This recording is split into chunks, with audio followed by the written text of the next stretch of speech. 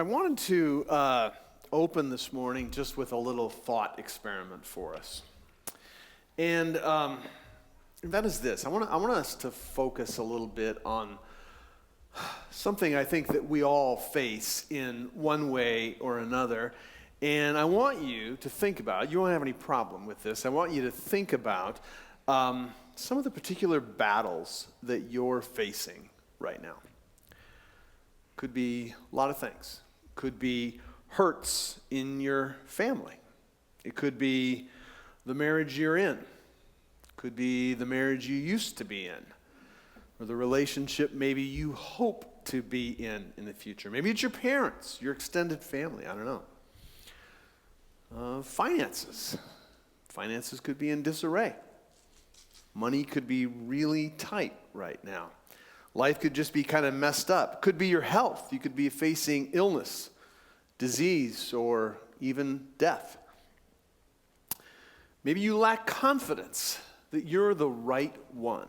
You're the right one for this job, this marriage, this project, this thing that you're working on. Lots and lots of things, I know, are going through all of our minds right now because we're all facing it. And it's easy in a situation like that for us to feel like it's all on me. Everything is on me, that you have to face it all on your own. And it's easy for us to feel alone in our circumstances, as though nobody else really understands the very real pressures that we're feeling. And if we're honest, I think sometimes it really does feel like nobody else even understands. In some of those cases, the ones that you just thought of, in some of those cases where we feel alone when something is happening, it's something that's happened to us. Something happened and we're the victim of circumstances. But there are also those things, and we've all been there, if we're honest, in many cases, the messes we face are our own doing. We got ourselves into these circumstances completely on our own. Nobody did it to us. We did it to ourselves. We made our own bed, and now it feels like we just got to lie in it and face the consequences on our own, all alone. A lot of the time, it's our own sinful choices that has led us down this dead end, and we come to the end and we're left with just us. Our choices, we screwed up, and now we got to pay the piper.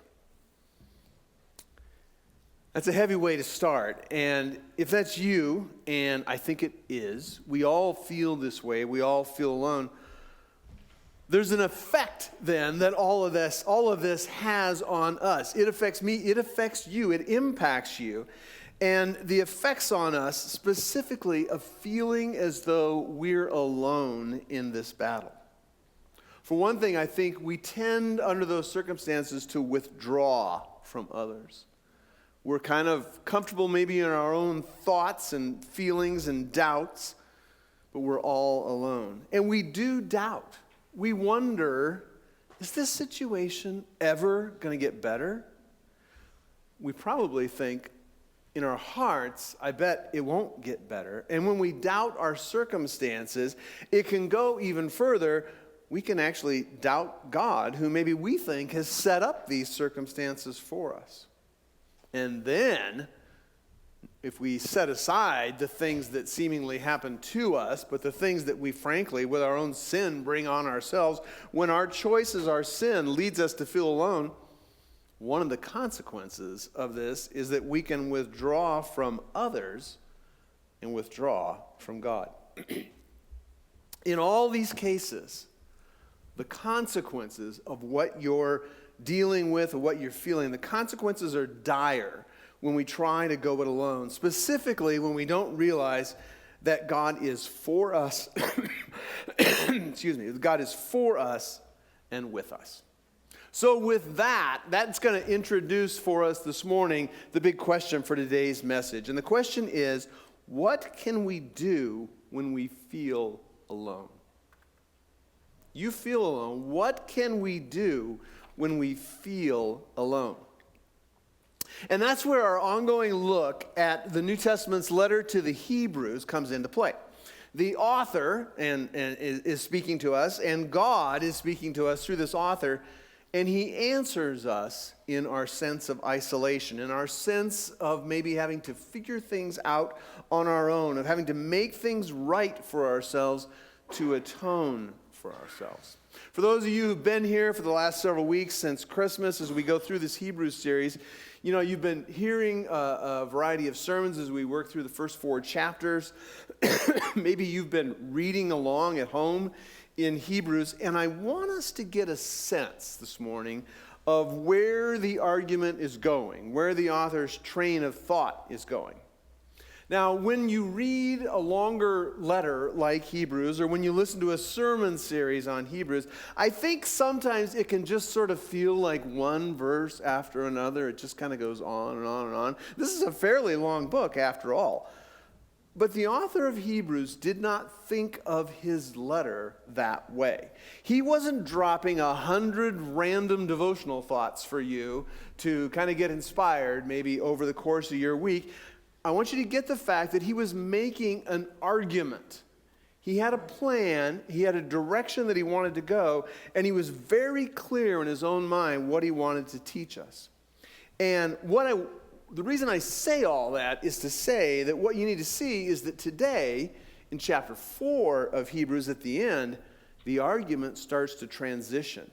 The argument's going to shift. And if you've been reading Hebrews or listening along, and if you're paying close attention, you'll see the way in which the argument starts to shift. Last week, Pastor Andy looked at the earlier part of Hebrews chapter 4, and we saw this idea, remember last week, of entering God's rest in the first part of chapter 4. But now, the argument is going to shift to this idea, we'll cover this in a second here, this idea of Jesus as the high priest, or as the author says here at the end of chapter 4, the great high priest of our faith. Now, before we get into it, I just wanted to acknowledge the fact of this idea of a high priest can seem, frankly, if we're honest, a little weird, a little kind of out there, right? Kind of like maybe some sort of, maybe for some of you, some kind of weird scene, some kind of creepy scene from a movie, right? Some kind of weird religious leader out there in fancy robes who says some mumbo jumbo that we don't necessarily understand. And the author's going to say that Jesus is the high priest. Well, how do we understand that? To understand this idea of Jesus as the high priest, we need to understand the practices of God's people in the Old Testament. And in the Old Testament, there were priests. They performed the various duties in God's temple, like, the kinds of offerings that you would bring and the sacrifices that the people of Israel had to make and all that sort of thing. You needed priests in the Old Testament to do that kind of stuff because they were God's representatives. So if you're an ordinary Israelite and you want to make an offering, you need to make an offering, you want to enter God's presence, the priest helped you to do that. And then in the Old Testament, there aren't just this body of priests, this tribe of priests, but there is the high priest of the whole Old Testament. There is one high priest. Now, the high priest had many different duties, but for today, we just need to worry about one thing. The high priest was the one person who entered the Holy of Holies in the temple on the Day of Atonement.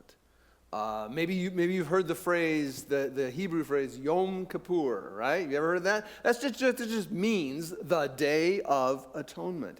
And every year, on the Day of Atonement, the high priest would enter the Holy of Holies and offer sacrifice on behalf of the people. We tend to think, I think today, especially if you're a Christian or you were raised as a Christian, we just think of forgiveness in some ways as, I'm sorry, God, I'm going to pray, Lord, forgive me of the sin I committed. In the Old Testament, blood sacrifice needs to be made. An animal is sacrificed. And once a year, only once a year, into the holiest portion of the temple, the high priest goes. And he offers sacrifice for his own sins and for the sins of the people. And next week, in chapter 5, we're going to get into, I don't know how Andy's going to preach exactly, but I suspect in chapter 5, we'll get more into this idea of the high priest. But what you need to know this morning is that the high priest is very important in the Old Testament sacrificial system. He is the representative of the people of Israel to God. So today, for chapter 4, I just want you to kind of open your minds to this idea of a high priest. Don't get scared off by it or get weirded out by it, because it may not fit exactly into how we think today. But if you think of the Old Testament priests as the people who help us to have access to God, we all need that, right? So a priest, even a great high priest in robes and a turban, helps us. He brings us into the presence of God. He helps us to make things right between us and God. So that's where our text is going to go this morning. We started by saying, I want you to think about those struggles that we have right now. And you've all got them in your mind, where we feel alone, where we feel we're just, it's all on us. And then I wanted to introduce this idea, which Hebrews is going to introduce, this idea of the high priest. So now let's actually open our Bibles. Let's turn to the text. Hebrews chapter 4. So Andy preached the first part of chapter 4 last week, and we're gonna wrap up today with just 3 verses 14, 15, and 16. So 3 verses, 3 points. Today's sermon is super easy, okay? We can definitely track with this. So let's read. Beginning at verse 14. I'll work through one verse at a time. Hebrews 4, chapter 14. The author says, "Since then we have a great high priest who has passed through the heavens, Jesus, the Son of God, let us hold fast our confession." Your translation might say, let us hold firmly to the faith that we possess, or that we confess, rather, excuse me. Now in chapter 4, the author of Hebrews reintroduces this idea of the high priest, and that the Hebrews and we here at Connections have a great high priest. Not the high priest of the Levitical priesthood of the Old Testament, not that politically oriented high priest. If you've read the story of Jesus' trial in the Gospels, the high priest is involved there. He's like this high-powered political person who is a key figure in sentencing Jesus to death. Not that high priest, but Hebrews says a great high priest, a high priest greater and better than previous high priests. And as I said, in chapter 5, we're going to hear more about this next week. But this isn't the first time that the author of Hebrews has introduced this idea. If you look back, he introduced it once briefly in chapter 2. Speaking of Jesus, in chapter 2, verses 17 and 18, the author says, "Therefore he, Jesus, he had to be made like his brothers in every respect, so that he might become a merciful and faithful high priest in the service of God, to make propitiation for the sins of the people," to make sacrifice for the sins of the people. So just as we said, just like on the Day of Atonement, as the high priest comes in once a year and makes sacrifice, the author of Hebrews says that Jesus, one time only, with his own body, made sacrifice, made atoning sacrifice or propitiation for the sins of the people. And the author says at the end of chapter 2, because he himself has suffered when tempted, he is able to help those who are tempted. So it's not the first time in Hebrews that we've heard this notion of the high priest, but now the author is really going to start to unpack it. And if you think about it, if you kind of know some of your Old Testament factoids, it's actually unexpected that Jesus would be called the high priest. Because priests came from the tribe of Levi in the Old Testament. That's how you got to be a priest. You were born into it by hereditary right, okay? That's why they're called Levitical priests. And Jesus was not from the tribe of Levi. He was descended from, does anybody know? He was descended from the tribe of Judah. That's where the kings came from. That's where King David came from. Jesus was from the tribe of Judah. He was not from the tribe of Levi. And the author of Hebrews is going to pick up on this, and he's going to explain to this later. And so already in chapter 2, we've already seen, when I read it to you a second ago, that Jesus is a merciful and faithful high priest. And now in chapter 4, he's going to really dig into this idea. So again, look at the text. Verse 14. Since then we have a great high priest who has passed through the heavens, Jesus, the Son of God, let us hold fast our confession. So first and foremost this morning, that's the charge that we're given in verse 14. There are two commands, two imperatives that are given to you and me this morning. Here's the first one, to hold fast, or your version might say to hold firmly to the confession of our faith. Hold on to the faith. The start of verse 14 says, since we have this great high priest, and the author names him Jesus, the Son of God. Since we have this high priest who has passed through the heavens, he has died, he has been raised from the dead, and he is ascended. That's what the author means by passed through the heavens. And NIV correctly translates this as he has ascended.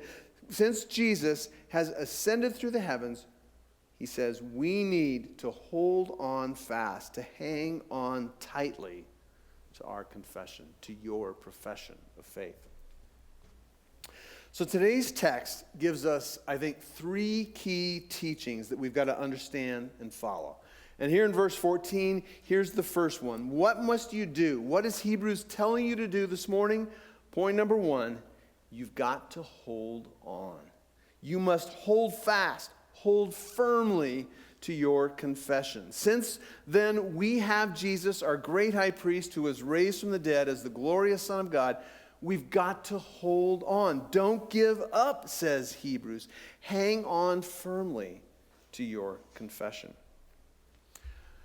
Now, in a lot of ways, as we've been going through the first 4 chapters of Hebrews, this feels familiar, right? We've heard this before in the last few weeks. Again and again, the author reminds his first readers, and he reminds us to persevere, to hang in there, to not give up, to not go back to the old ways, but to hang in there. He's saying to us this morning in verse 14, you made a confession of your faith once. Don't turn your back on it now. And since we've already heard it several times already in Hebrews, and spoiler alert, you're going to hear it a lot more times in the book of Hebrews as well, I can only conclude that the Hebrews needed this reminder. And I can only conclude that we still need this reminder as well. But you got to ask yourself, why do we need this reminder to hang on? Andy's mentioned several times in this series, and he said that in 21st century Montana, he personally, and nor am I, we are not familiar with anybody who is a Jewish Christian who's thinking about going back to Orthodox Judaism. I don't know anybody like that. There might be somebody, but I don't know anybody like that. So why did God put this in our Bibles? We're not going back to Judaism. What is God saying to us? And I think the answer is this.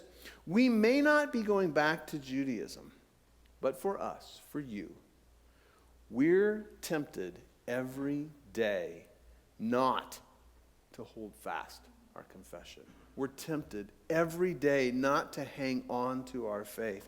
So this message is not for somebody else, it's for you. It's for us. We need to hang on. As I was preparing, I don't know, maybe it's a reflection of my age or the childhood that I had, but I was thinking about hanging on. And I'll just tell you, the very first thing that came into my mind as an image of hanging on is the Looney Tunes cartoons that I grew up with as a kid. And I can just picture right now, Wile E. Coyote having gone over the cliff. You can see it there, and he's hanging on to this one itty-bitty branch with one little leaf on it, hanging on for dear life. And we know in the cartoon, with all certainty that he will fall and plunge to, well, in his case, not certain death, because he always manages to walk away and live another day to chase the roadrunner. But he will fall to a hard crash at the bottom of that canyon. And the truth is that that's us, except it's a lot more serious if we let go. Because unlike Wile E. Coyote, if we let go and fall to the bottom, there's no telling whether we'll walk away from that. That's kind of a goofy example, but that is us, isn't it? The author says, hang on to your faith. Hang on to the profession of faith that you made. And we're hanging on to this one little branch, this one little tree, if you'll pardon my reference to the cross. And the author of Hebrews is shouting to you this morning, hang on. Hold on to the faith that you've professed. Don't let go. So what about you? What will it look like for you this morning to hold on firmly to the faith you profess? We've all got these struggles that we're dealing with, that we're going through this week, this month, this year.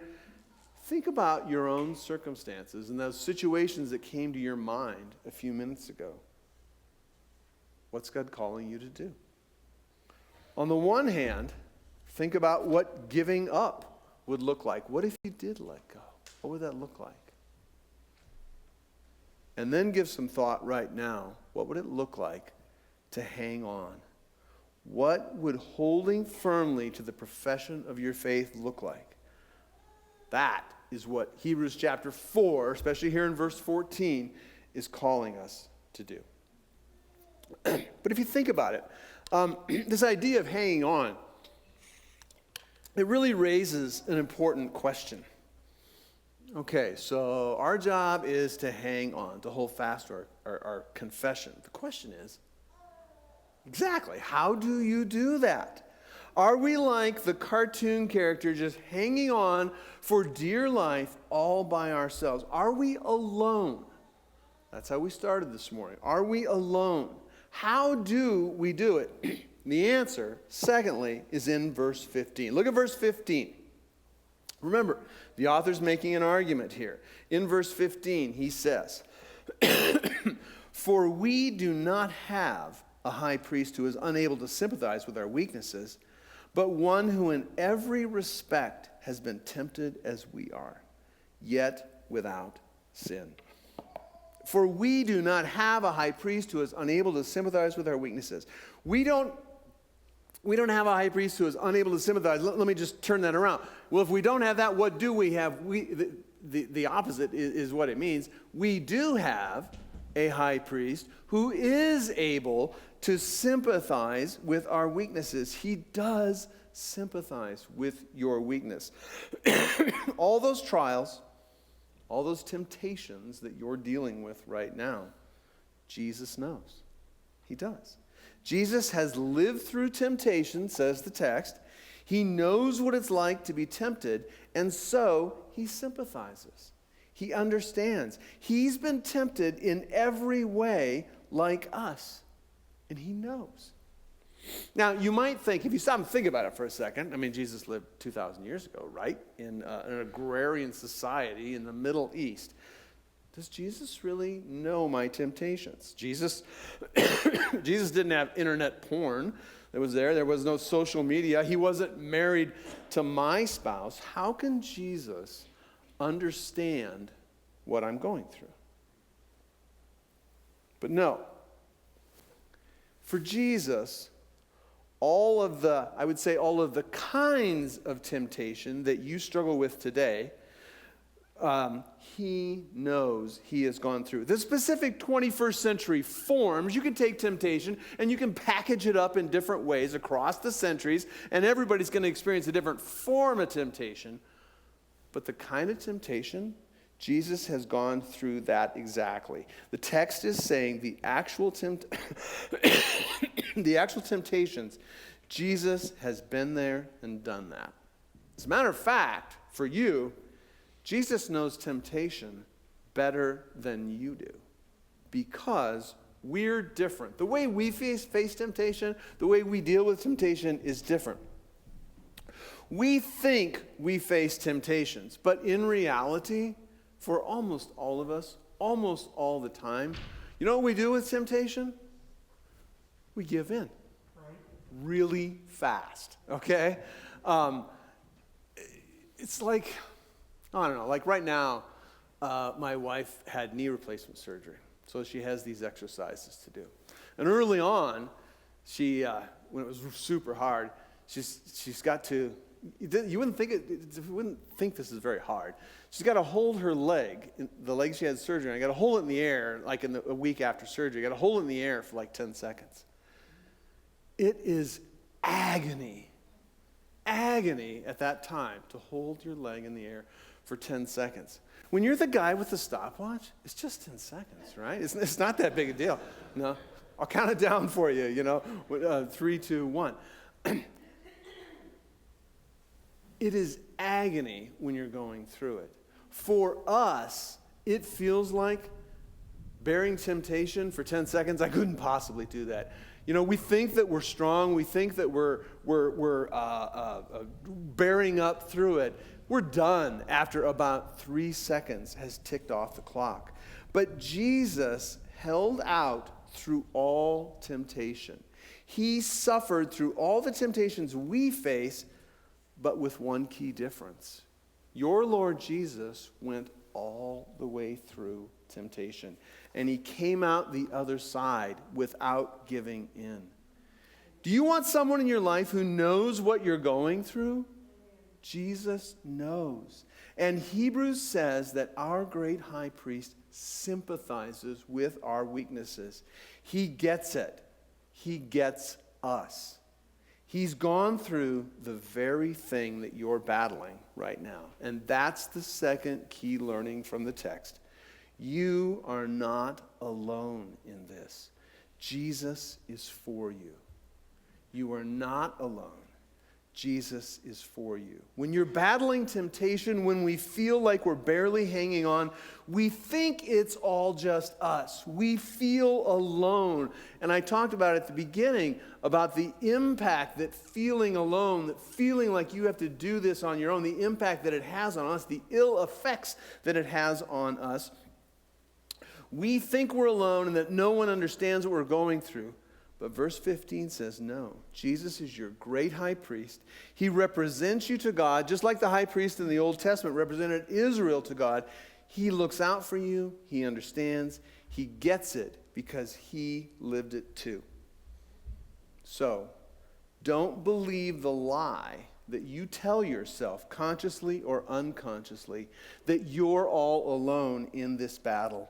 That nobody has experienced this test. Nobody has experienced the temptation you're going through. That's what we tell ourselves. I know, because that's what I tell myself, either implicitly or explicitly. But the truth is, Jesus understands.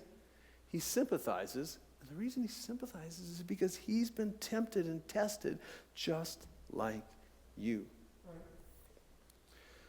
So what do we do with that? What do we do now, today, Sunday morning? We're trying to hang on. We're trying to hold firmly to our profession of faith. And Hebrews just told us that Jesus is for us.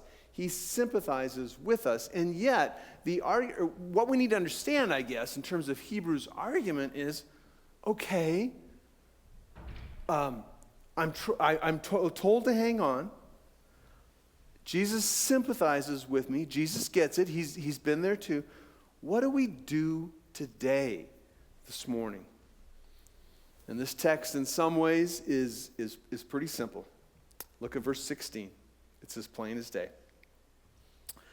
Let us then with confidence draw near to the throne of grace, that we may receive mercy and find grace to help in time of need.